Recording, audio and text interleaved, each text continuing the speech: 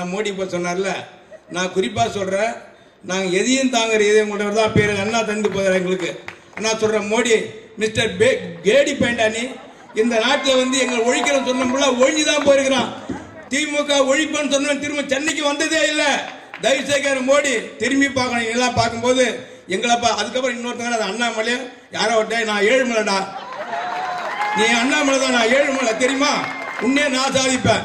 நீ சாதாரண ஒரு போலீஸ் இருந்து ஒழுங்கா வேலை செய்ய முடியாது எழுதி கொடுத்த அந்த கம்யூனிட்டி நாய் நீ அதிகமாக பேசுறவங்க இன்னும் உழைப்பை தேங்கிறதா மீடியா பார்க்குறான். மீடியாவில் உலகம் பார்க்குறமே, மீடியாவில் தான் கையில் வச்சுக்கிறான்.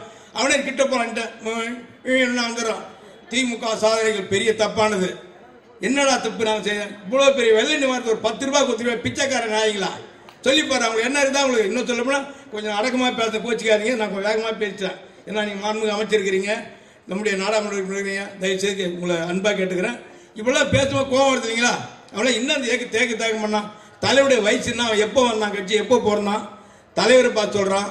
இந்த அண்ணாமலை அவன் சொல்கிறான், இந்த தலைவரை பார்த்து அவர் ஒன்றுமே பண்ணல இந்த நாட்டுக்கு. ஏண்டா நீ 10 காசு கொடுத்தா அந்த வேலையில் வரத்துக்கலாம். ஆகவே அதனால் வந்து நான் அதிகமாக பேசலை. தப்பாக பேசினா மன்னிச்சிங்க. வாய்ப்புக்கு நன்றி.